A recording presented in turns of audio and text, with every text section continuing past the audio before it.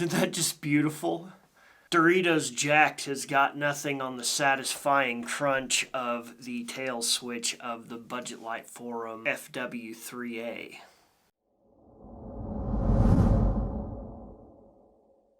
This is another project that came together because of Budget Light Forum members and all of the awesome volunteer work that they do. The light is produced by Lumintop. I'll be referring to it as the BLF FW3A though. The FW3A is a 2800 lumen flashlight when you get the Cree XPL high LEDs like mine has. It is also available in the Nichia 219 if you are a tent snob. And even though its size might indicate that it is powered by a small battery such as an 18350 or a 14500, it is not. There is an 18650 battery crammed into this little guy. That small size advantage is due partly to the switch style that's in it. Even though we managed to get the awesome location at the tail cap for our switch, incredible, that is not a clicky switch. It is an E-switch. To get that done, it takes a lot of doing, and the way we managed to get that in here is this little tube inside the flashlight. Basically, that tube sits inside here and makes contact with the driver board, and when you depress the switch, it jumps the contact between the battery and that tube so that you can turn it on and off and change your modes. There are very few lights like this, but it is not the first. Some similar lights that I know of on the market are the Novatac 120p. I had one years ago. Unfortunately, I don't still have it, but that was a light that used a design similar to this. It had either a tube or maybe it was a spring. I can't remember, but it worked similar to this. Also, the HDS Clicky. And also what I would call the precursor to light design like this, and that would be piston drive lights. Candle Power Forums member McGizmo has been making lights for at least a decade, over that I think, with what's called a piston drive, and that's where instead of a switch at this end, it has a solid piece, a tube inside the body just like this, but it's one piece and it sticks out the end and you push on it like a switch, but it doesn't make any click noise. Nightcore also experimented with that shortly after. For a little while they made the D10, which was also a piston drive, which was a very good system. I liked that. I thought that was good. However, I do like this better. I like the click. I'm not really... I don't need my lights to be silent that much, so for me this is the best thing. Fully loaded, this light weighs barely more than its battery.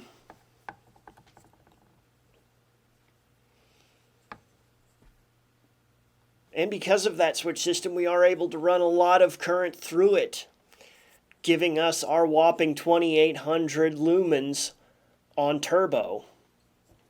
Now, because we don't have much heat sinking here, that turbo is very short-lived, mind you, but it's still a very bright turbo, and we have a very wide range of other mode options to choose from.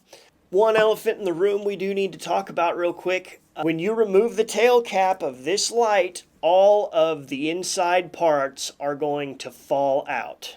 Unfortunately, not only will they fall out, they will fall apart, and there is this little itty-bitty tiny bead thing inside there in the middle of the switch that is basically required for it to work properly.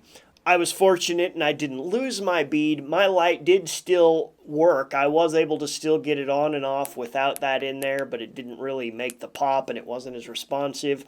So that's unfortunate. The good news is there is a workaround. Well, not really a workaround. It was designed that way. All you got to do is put your parts in there and screw that down. You want that good and tight. And then you load your battery from the front end. It's that simple. Not great, but for me, that's definitely not a deal breaker. Other issues that I'm going to mention, I've read there is a troubleshooting thread on this light already. To me, that's not a bad thing. To me, that means that the issues are being addressed. that people care, that you have, somebody to talk to about it. I keep hearing people say, make sure the driver ring in the head is tight. Mine was fine. I haven't had any problem with it. As far as any other hiccups, so far, as long as I keep that on there tight and don't take it off, everything's been fine with mine. One other thing you should know about this light is you are going to need an unprotected cell. I personally don't own a protected cell that I can get to fit in this light. I do have an unprotected button top cell that'll work, but just barely. So I'm using my flat top cells. You do need to be using a high drain type battery. I happen to be using Sony VTC6. Talking about the beam quality. From the factory, we are using what I believe is the Carclo narrow frosted optic, which gives us a phenomenal beam. Great for everyday carry, in my opinion. Gives us some good range, smooth hot spot, bright spill, just what you want. However, if you so choose, you can remove the bezel and swap it out for other optics. I happen to have the Carclo 10509 wide optic, which is also a great choice. And they even have optics that do weird things. The 10510 is an elliptical optic. So if you want a wide flat beam for some reason, I don't know why either, but if you want it, you can have that. Because the optics aren't glued in and they're easy to swap. Our user interface is none other than Toykeepers and Aduril.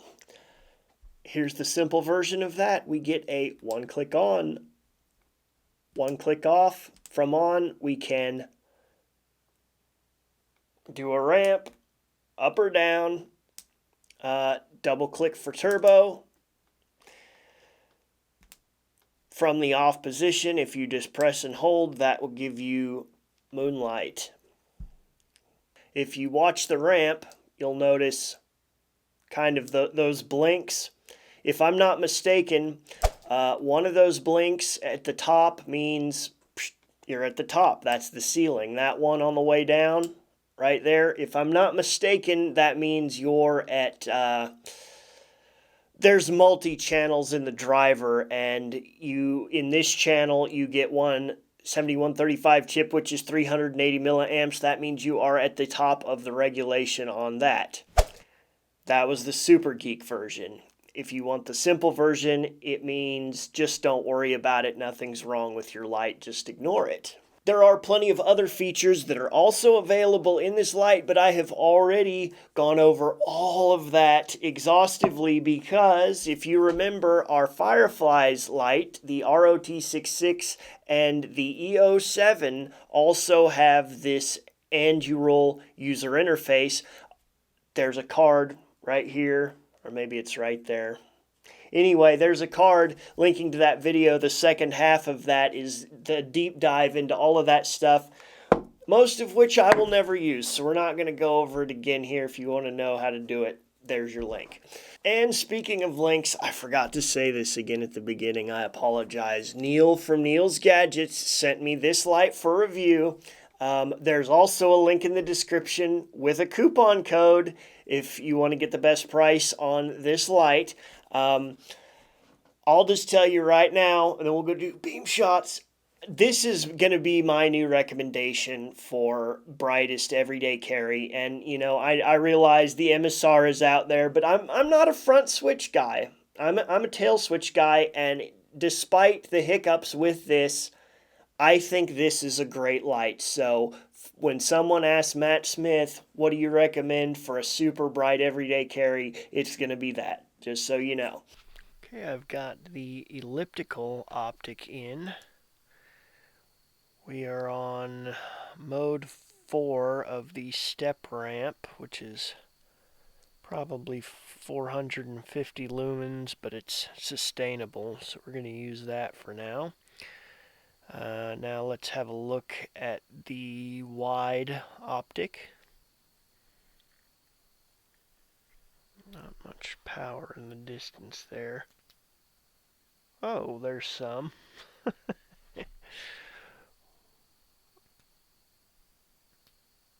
Now we'll have a look at our narrow factory optic.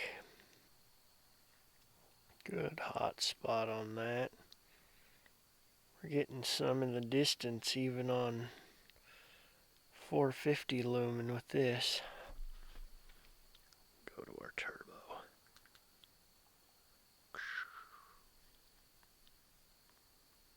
It's got range.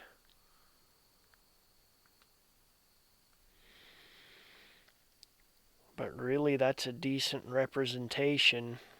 You can see we already dropped in power, though. It's short, but it's good.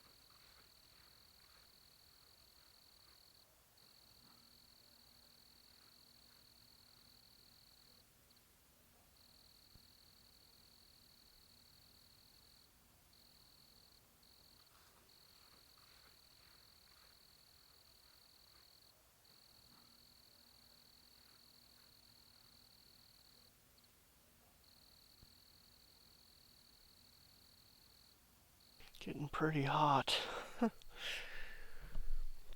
Okay, one more comparison. This is my real everyday carry, one of the lights I use the most. It's a Convoy something or other. It's a single. Let's see if we can get focused here. Probably not. It's a single XPL high with a MOSFET driver.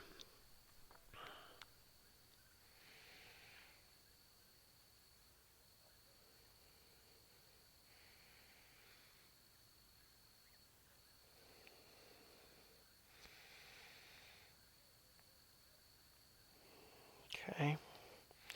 Now the FW3A.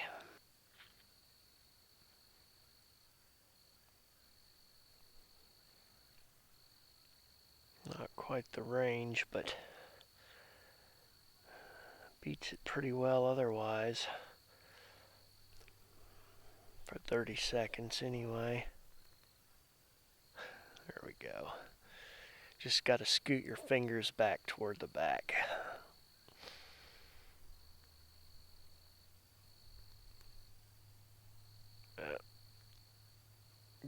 Getting too hot now, but still pretty impressive little light.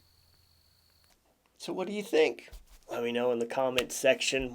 How do you feel about your FW3A?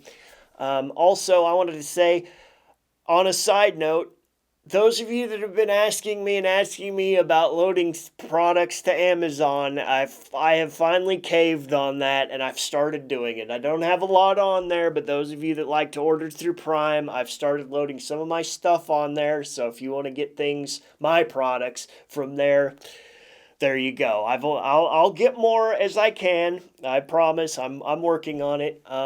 As always, super thanks for watching, guys, and good lucks.